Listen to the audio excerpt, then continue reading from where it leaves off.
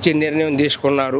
ఇప్పుడు అంటే ఇప్పుడు వైసీపీ పార్టీ గెలవబోతుంది ఇక్కడ కాబట్టి ఆంధ్ర మొత్తం ఆంధ్రాలో వైసీపీ గెలవబోతుంది కాబట్టి ఎంపీ గారు నాని గారు తీసుకున్న నిర్ణయం కూడా విజయవాడ అభివృద్ధికి చాలా కృషి చేశారు. గతంలో 2019 ఎలక్షన్లో కూడా టీడీపీ పార్టీ మొత్తం ఆంధ్ర మొత్తం పరాజయం పాలైన ఇక్కడ విజయవాడ అంటే ఈ 7 నియోజకవర్గాల్లో నాని గారు ఆయన స్వశక్తితో మళ్ళీ ఇక్కడ ఎంపీగా రెండోసారి గెలిచాడు. ఎందుకంటే విజయవాడ డెవలప్మెంట్ కానీ మా జగ్గైపేట, నందిగామ, తిరువూరు ఎన్ని విలేజ్లు డెవలప్మెంట్ చేసినందుకు ముందడుగులో ఉండి ఈ ప్రాంతాన్ని అభివృద్ధి చేసి విజయవాడ హైవే ఫ్లైఓవరు, కనకదుర్గ గుడి ఫ్లైఓవరు, బెంజి సర్కిల్ ఫ్లైఓవరు, డబల్ రోడ్లు అన్నీ నానిగారి హ్యాండ్ ఓవర్లో అభివృద్ధి చెందినాయి. అంతకుముందు ఎన్నో ప్రభుత్వాలు వచ్చినాయి, ఎంతోమంది ఎంపీలు మారారు, ఎంతోమంది మినిస్టర్ పోయారు. కానీ ఈ విజయవాడ ప్రాంతాన్ని మార్చేటటువంటి ఏ ఒక్కరు దొరకల. మరి నానిగారి హ్యాండ్ ఓవర్లో ఎంపీ గారు ఆధ్వర్యంలో ఇవాళ ఈ విజయవాడ సిటీ డెవలప్మెంట్ అయింది ఆ స్వశక్తితోనే. అలాంటప్పుడు ఆయన మళ్ళీ గెలిచే కోప్స్ ఆయనకే ఉంది ఎక్కువ శాతం. ఎవరు వచ్చినా పట్టించుకొని పరిస్థితి లేరు. గెలిచే వ్యక్తిని, గెలిచే నాయకుడిని టీడీపీ ఎందుకు వదులుకుంది? టీడీపీ ఎందుకు వదులుకోవటం అంటే అది ఒక ప్రశ్న చెప్తా. టీడీపీ వాళ్ళు ఎంపీ గారు గెలుస్తారని తెలిసి కూడా ఎందుకంటే వాళ్ళ అన్నదమ్ముల పూర్వ ఏదో వర్గాల మీద బీసీకి ఇస్తానన్నాడు. ఏది ఓసీ టికెట్, ఇది ఆల్రెడీ ఓసీకి ఇవ్వాల్సిన టికెట్ బీసీకి ఇస్తానంటే ఇక ఎంపీ గారికి టికెట్ రానట్టే కదా. ఓసీ వినండి సార్, ఎవరంటే ఇప్పుడు చంద్రబాబు బీసీకి ఇస్తానన్నాడు. విజయవాడ బీసీని ఇప్పుడు ఆయన ఉండి ఎందుకు ఇక బీసీకి ఇస్తే ఇక ఓసీ చెయ్యరు కదా. అలాంటప్పుడు బీసీ పరిపాలనలోనే మాకు అక్కర్లేదని ఈ ఎంపీ గారు బీసీకి ఇచ్చే టికెట్ నాకెందుకు అని రిజైన్ చేసేసి మళ్ళీ ఇప్పుడు వైసీపీ జగన్ గారి హ్యాండ్ ఓవర్లో జాయిన్ అవుతున్నారు. టాటా టెస్ట్ కార్డులు కూడా తన స్వశక్తితో ఈ విజయవాడ నియోజకవర్గం మొత్తం మీద టాటా టెస్ట్తో వైద్య పరీక్షలు చేయించాడు స్వశక్తితో, సొంత ఖర్చులతో ఆయన సంస్థ తరపున. అటువంటి ఎంపీని వదులుకోవటం వాళ్ళ దురదృష్టం. కాబట్టి మంచి రోజులు వచ్చిందని నేను కూడా ఎంపీ గారిని సంతోషించడానికి జగ్గైపేట నుంచి వచ్చాను. పార్టీలకు అతీతంగా నాని గారికి ఓటింగ్ ఉంది, ఓటర్లు ఉన్నారు, అభిమానులు ఉన్నారు, అన్నీ ఉన్నారు. ఇప్పుడు వైసీపీలోకి వచ్చినారు వాళ్ళంతా మరి నాని గారి వస్తారా? ఎక్కువ శాతం.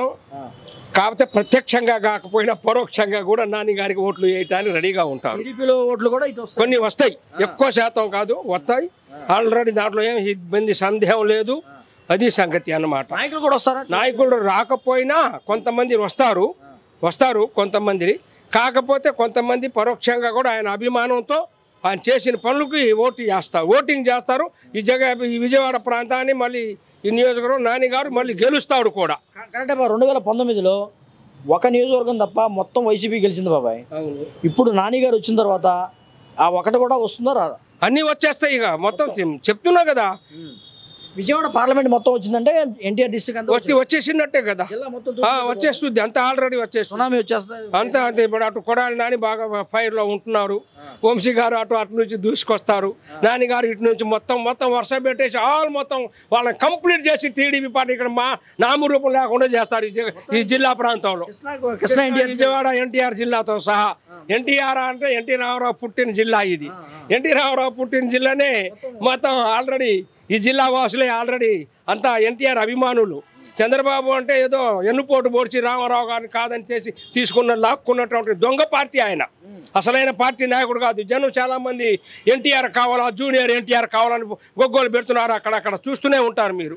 అలా ఎన్టీఆర్ వచ్చినప్పుడు అప్పుడు సంగతులు ఏరు. అప్పుడు వీళ్ళు ఎక్కడ పోతారో తెలియదు. ఆయన కొడుకు ఒకటి ఆయన వచ్చాక హైరేన్ లొగ్గు లాంటి పార్టీ పెట్టుకున్నాడు. ఆయన హైరేన్ లొగ్గుతో ఆ పార్టీ వచ్చేది లేదు, అది పెట్టేది లేదు. అదేవిధంగా మా జగ్గైపేట ఎమ్మెల్యే గారు భాను గారు కూడా గెలుస్తారు. భాను గారు ఎక్కువ శాతం గెలుస్తాడు. జగ్గైపేట సీట్ ఇచ్చేస్తున్నారు ఆయనకే కన్ఫామ్. రెండో వారికి ఏం లేదు, ఆయనకే ఇస్తున్నారు. నాని గారు ముఖ్యంగా పార్లమెంట్ నియోజకవర్గంలో ఎటువంటి అభివృద్ధి చేశారు, ఎటువంటి సేవలు చేశారు? నేషనల్ హైవే రోడ్డు ఆల్రెడీ ఆయన హ్యాండ్ ఓవర్లో చేయించింది.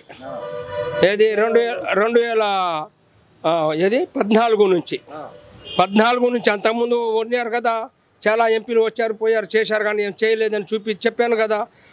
14 నుంచి ఆయన వస్తూ స్టెప్ బై స్టెప్ అన్ని విధాలు విలేజ్లో రోడ్లు కానీ ఎంపీ గారి నిధులు కానీ వారి ఆధ్వర్యంలో కొన్ని ట్రాక్టర్లు ఇప్పుడు విలేజ్లో ట్రాక్టర్ వాటర్ ట్యాంకులు ఇచ్చారు ఎంపీ గారి నిధులు ఇచ్చారు. మా ఊరికి ఇస్తారని కానీ నేను తర్వాత తీసుకుంటామన్నాను. ఎంపీ గారి నిధులతో ట్రాక్టర్ ట్రాలీ ఏది వాటర్ ట్యాంకర్ ప్రతి విలేజ్కి ఇచ్చారు. టీడీపీలో ఉన్నారు బాబాయ్, ఉన్నారా? టీడీపీ ఇప్పుడు టీడీపీ నేను కూడా ఎంపీ గారితో పాటు మానేశాను. అంతకుముందు వచ్చేసినాను.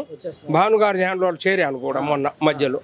అది సంగతి. ఏమన్నారు ఎంపీ గారు? పోయినసారి ఎలక్షన్లో నేను టీడీపీగా చేశా. ఇప్పుడు మీరు వచ్చారు బాబాయ్, ఇప్పుడు ఎంపీ గారు ఏమంటున్నారు మీకు? ఎంపీ గారు ఏమంటున్నారు, హ్యాపీగా మరి పార్టీ మారే నాయకు మరి ఏంటంటే మంచి పని చేసావు సార్, ఇంతకంటే మంచి అదృష్టం దొరకదు, ఇదే సంతోషం సార్ అని చెప్పారు. బాగా పరిచయమా ఎంపీ గారికి? ఎక్కువ శాతం. అప్పుడు మరి అప్పటి నుంచి పరిచయం కదా, ఎక్కువ శాతం. నేను అవసరమైతే ఆయన కోసం వెనకాల ఎన్నికల్లో కూడా తిరుగుతా ఆయన కోసం. వైసీపీలోకి వచ్చిన తర్వాత బాగా సంతోషంగా అనిపించింది? సంతోషం వచ్చింది నాకు, మాకు సంతోషం వచ్చింది, మా ఊళ్ళకి చాలా మంది సంతోషం వచ్చింది. ఎక్కువ శాతం ఆనందం కూడా పడుతున్నాం, మంచి సంతోషం. గెలుస్తాడని చెప్తున్నాను కదా, హ్యాపీ రాష్ట్రం ఇక్కడ రాష్ట్రం కూడా గెలుస్తుంది. చెప్పాను కదా, జగన్మోహన్ రెడ్డి గారు మళ్ళీ ముఖ్యమంత్రి అవుతాడు. ఆయన ఇచ్చేటటువంటి పథకాలు ఆల్ పథకాలు ఏ ముఖ్యమంత్రి చేయలా. ఆల్రెడీ నేను చెప్తున్నాను, నేను టీడీపీలో 30-40 సంవత్సరాలు సర్వీస్ చేశాను. టీడీపీ ప్రతినిధిని నేను మాజీ జిల్లా పరిషత్ నెంబర్ చేశాను రఘురామ్ గారి టైంలో 2001 నుంచి 6. కానీ పరిపాలనా పార్టీ నేను నడిపాను. కానీ ఇంత డెవలప్మెంట్ ఆ పార్టీని ఆయన నడపలా, ఆయనకి రాజకీయం చేయలా, చేతగాల.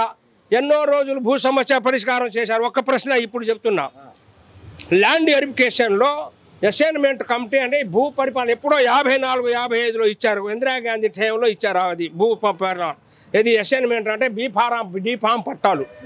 అంతకుముందు రాజశేఖర్ రెడ్డి గారు వచ్చి 2004లో వచ్చి భూ పంపిణీ చేశారు. అది ఆయనకే సాధ్యమైంది. చంద్రబాబు 15 సంవత్సరాలు 10 సంవత్సరాలు చేసినా సుఖం లేదు. అసైన్మెంట్ పెట్టమని ఇచ్చారు. ఉండమట్టుకి ఆయన హ్యాండ్ ఓవర్లో ఉండమట్టుకి అప్పుడు ఒకటి ఇచ్చేశారు. తర్వాత కొన్ని మిగిలింది ఆడ ఏదో వాళ్ళ స్టెప్ స్థాయి నాయకులకో అధికారాలకో వారు గిట్టక పెట్టి కొన్ని అధికారాలు ఆగిపోయింది. మళ్ళీ ఇప్పుడు జగన్మోహన్ రెడ్డి గారు అదే భూ సమస్య పరిష్కరిస్తూ ఇప్పుడు మళ్ళీ అసైన్మెంట్ కమిటీలు పెట్టి రిజిస్ట్రేషన్ చేసి భూ పట్టాదారు చేసి రైతులకి ఆదుకునేటటువంటి ముఖ్యమంత్రి జగన్మోహన్ రెడ్డి గారు దొరికారు. అలాంటి ముఖ్యమంత్రిని ప్రజలు వదులుకుంటే నష్టపోతారనే ఆలోచనతో మళ్ళీ ఇలాంటి ముఖ్యమంత్రియే కావాలని మా ప్రజలు మేమంతా కోరుకుంటున్నాం ఎక్కువ శాతం.